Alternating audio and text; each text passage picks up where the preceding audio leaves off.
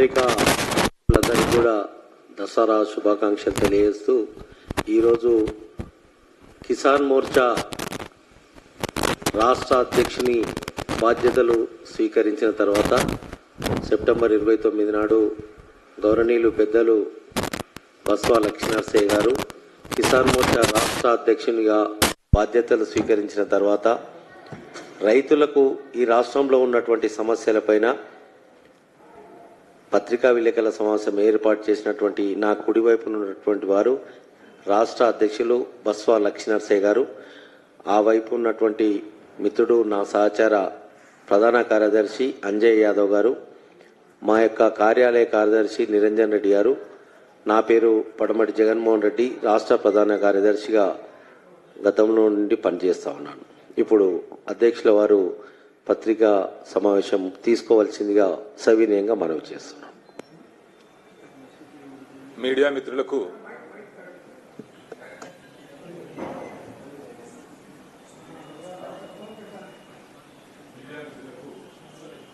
నమస్కారం.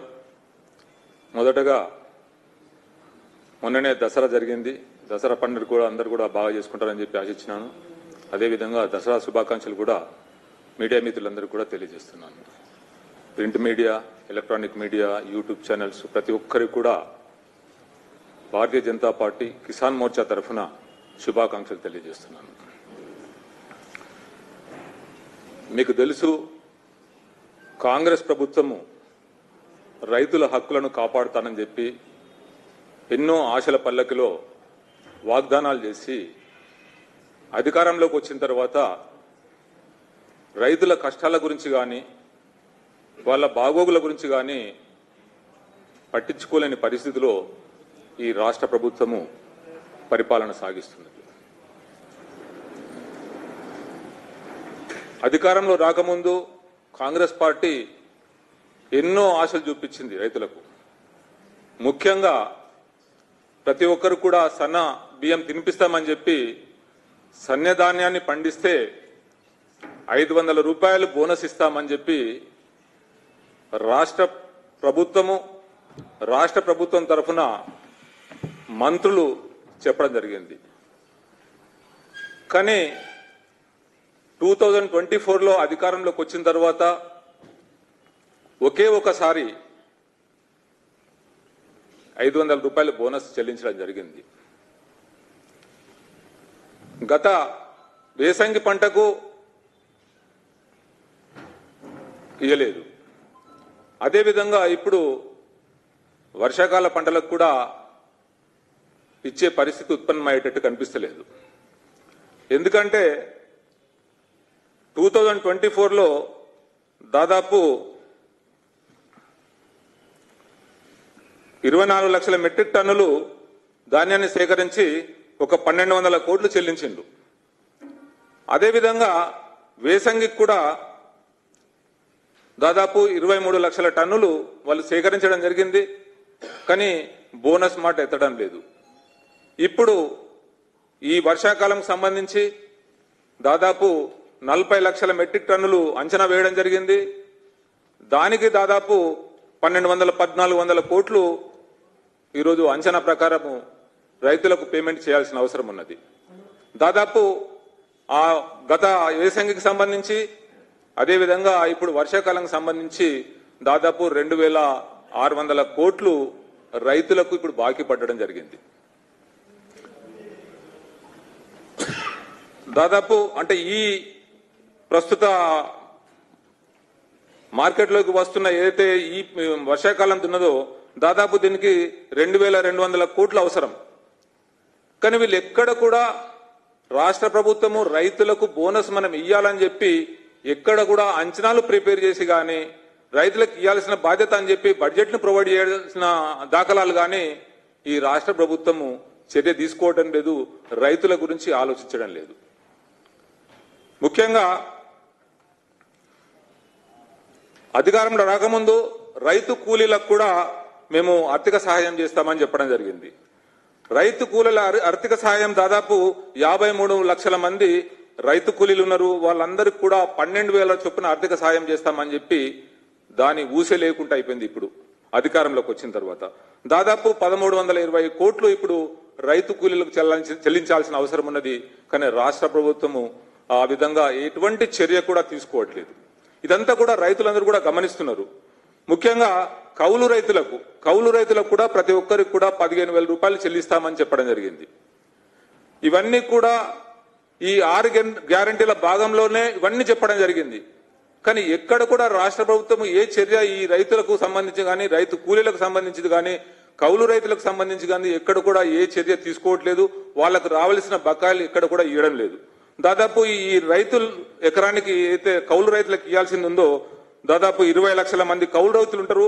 వాళ్ళందరూ కలిసి దాదాపు 6,000 కోట్లు. అంటే ఇవి 6,000 కోట్లు, అవి 3,400 కోట్లు. అదేవిధంగా ఈ రైతు కూలీలకు ఇవ్వాల్సిన 1,300 కోట్లు.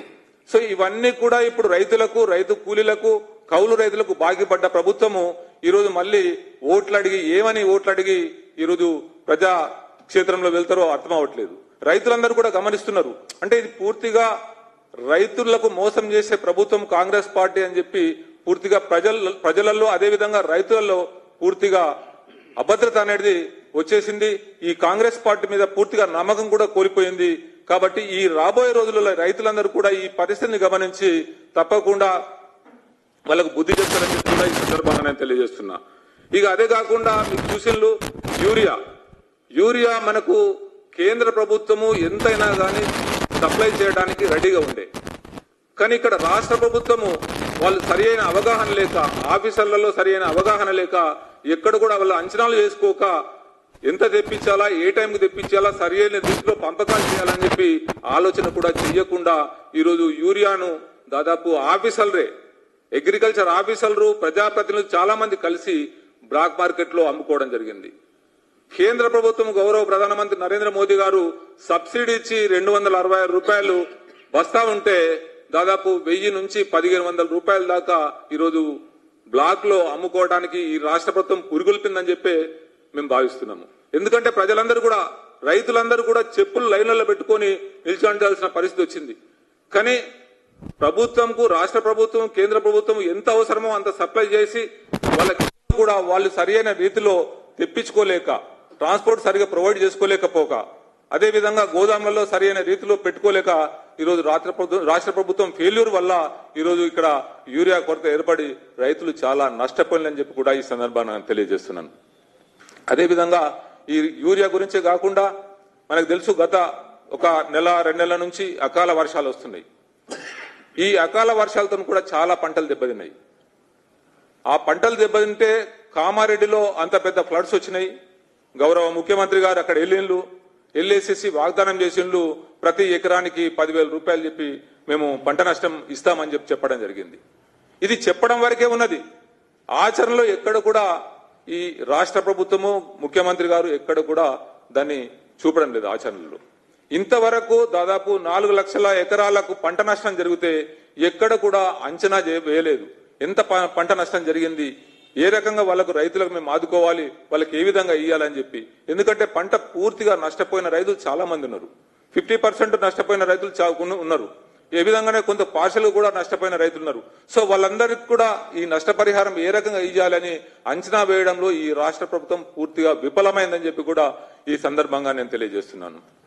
విఫలం అవడమే కాదు, ఎక్కడ కూడా రైతులకు మేము సరైన రీతిలో ఆదుకుంటాము అని చెప్పి ఈ ఆఫీసర్లు కానీ, ప్రజాప్రతినిధులు కానీ, ప్రభుత్వం కానీ ఎక్కడ కూడా చొరవ చూపట్లేదు. ఇప్పుడున్న పరిస్థితులలో పంట వచ్చేసింది, వరి పంట వచ్చింది, దానికి ధాన్యం కొనుగోలు కేంద్రాలు లేవు. ఈ అకాల వర్షాల వల్ల పంట కొద్దిగా తడిగా ఉంటది అనుకో, ధాన్యం కొద్దిగా తడిగా ఉంటది అనుకో, ఆ తడిగున్న ధాన్యం కూడా కొనే పరిస్థితులలో ఇయ్యాల రాష్ట్ర ప్రభుత్వం లేదు. రైస్ మిల్లర్లకు అక్కడ ఇక్కడ ప్రైవేట్ లో అమ్ముకుంటే ఎంఎస్పీ కంటే దాదాపు 400 రూపాయలు వాళ్ళకు తక్కువ వచ్చే పరిస్థితి ఇప్పుడు ఉత్పన్నమైంది. అంటే అకాల వర్షాలతో పంట సరిగా రాక ఆ విధంగా నష్టపోవడము, ఈ సన్న ధాన్యానికి బోనస్ ఇయ్యక ఆ విధంగా నష్టపోవడము. సో ఇప్పుడు మళ్ళా వచ్చిన పంటను కూడా పూర్తి స్థాయిలో వాళ్ళు కరెక్ట్ రేటుకు ఎంఎస్పీ రేటుకు అమ్ముకులేని పరిస్థితులలో ఈ రోజు రాష్ట్ర ప్రభుత్వం వ్యవహరిస్తుంది. మేము భారతీయ జనతా పార్టీ కిసాన్ మోర్చా తరఫున ఈ రాష్ట్ర ప్రభుత్వాన్ని డిమాండ్ చేస్తున్నాము. ఇమీడియట్ గా కొనుగోలు కేంద్రాలు ప్రతి జిల్లాలో ప్రతి మండలాలలో ఏర్పాటు చేయాలని చెప్పి కూడా డిమాండ్ చేయడం జరుగుతున్నది. అదేవిధంగా మా రాష్ట్ర శాఖ తరఫున అన్ని జిల్లా అధ్యక్షుల నుంచి రేపు కలెక్టర్ కు డిస్ట్రిక్ట్ కలెక్టర్ కూడా ఒక మెమోరాండం కూడా సమర్పించడం జరుగుతుంది. ఎందుకంటే పంట వచ్చేసింది కానీ కొనుగోలు కేంద్రాలు ఇప్పటి వరకు కూడా లేవు. అదేవిధంగా మొక్కజొన్న పంట వచ్చింది ఇదివరకు ఈ మార్కెట్ ద్వారా ఈ కొనుగోలు కేంద్రాలను పెట్టాల్సిన అవసరం ఉండే కానీ రాష్ట్ర ప్రభుత్వం ఈ మార్కెట్ ద్వారా కొనుగోలు కేంద్రాలను పెట్టడంలో కూడా పూర్తిగా విఫలమైంది. ఎందుకంటే దాని ఎంఎస్పీ రేటు 2,400 రూపాయలు మొక్కజొన్నకి ఇవ్వాల్సిన పరిస్థితి ఉండే.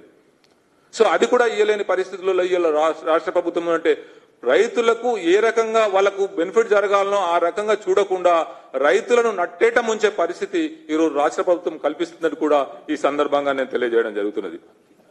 అదేవిధంగా కాటన్ పత్తి పంట కూడా మంచి పంట వచ్చింది. ఈసారి వర్షాలు బాగా పడ్డాయి కాబట్టి పంట కూడా మంచిగా వచ్చింది.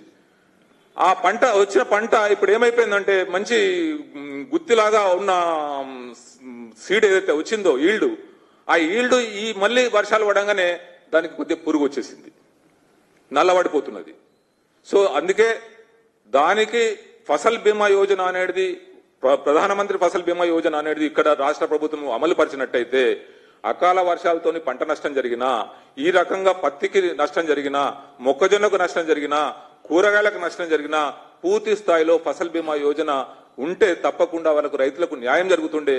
ఈ రాష్ట్ర ప్రభుత్వం ఫెయిల్యూర్ వల్ల, రాష్ట్ర ప్రభుత్వం యొక్క అశ్రద్ధ వల్ల ఈరోజు ఫసల్ బీమా యోజనను అమలు చేయడం లేదు. దానివల్ల కూడా రైతులు పూర్తి స్థాయిలో నష్టపోతున్నారని చెప్పి కూడా ఈ సందర్భంగా నేను తెలియజేస్తున్నాను. ముఖ్యంగా ఈ పత్తి రైతులకు ఏదైతే ఉందో, ఏ రేట్ అయితే ఉందో ఆ రేట్ ప్రకారము ఒకవేళ నల్లగా వచ్చిన పత్తి కూడా ఈ రాష్ట్ర ప్రభుత్వం తీసుకుని రైతులకు న్యాయం చేయాలని కూడా ఈ సందర్భంగా నేను డిమాండ్ చేయడం జరుగుతుంది రాష్ట్ర ప్రభుత్వాన్ని. అదేవిధంగా ఇప్పటి వరకు రైతు బంధు కూడా చాలా మట్టుకు ఇవ్వలేకపోతున్నారు. చాలా ఫెయిల్యూర్స్ ఉన్నాయి. రైతు బంధులో కూడా చాలా ఫెయిల్యూర్స్ ఉన్నాయి. మేము ఇస్తామని చెప్పిండ్రు కానీ ఇంతవరకు కూడా కొంతమందికి వస్తున్నాయి, కొంతమందికి రావట్లేదు. ఇక రైతు బంధు గురించి అడిగే ప్రసక్తి లేదు. ఎందుకంటే ఈ వచ్చిన పంటకు కరెక్ట్ రేట్ వస్తే చాలా అనేది రైతు ఈరోజు చూడడం జరుగుతున్నది. ఎప్పుడైతే పంట స్టార్ట్ అవుతుందో అప్పటి నుంచి రైతు కష్టాలతోనే ఉంటున్నాడు.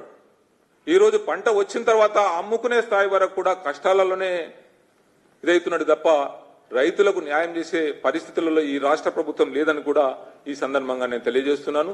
చాలా మట్టుకు రుణమాఫీ కూడా కాలేదు. ఆ రుణమాఫీ కూడా కొంతమందికి చేసిండు, కొంతమందికి చేయలేదు. పూర్తి స్థాయిలో రైతులు ఈరోజు నిరాశతో, నిస్పృహతో, ఎంతో బాధతో ఉన్నారు. కాబట్టి రైతులందరికీ కూడా న్యాయం చేయాలని చెప్పి భారతీయ జనతా పార్టీ డిమాండ్ చేయడం జరుగుతున్నది. అదేవిధంగా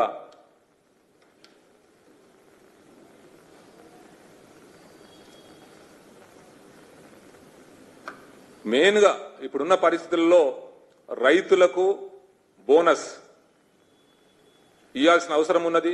ఏదే బాకీ పడ్డారో రైతు కూలీలకు కానీ, అదేవిధంగా కౌలు రైతులకు కానీ బాకీ పడ్డ అమౌంట్ ఏదైతే ఉందో ఇమీడియట్ గా రైతులకు ఇచ్చేసి న్యాయం చేయాలా.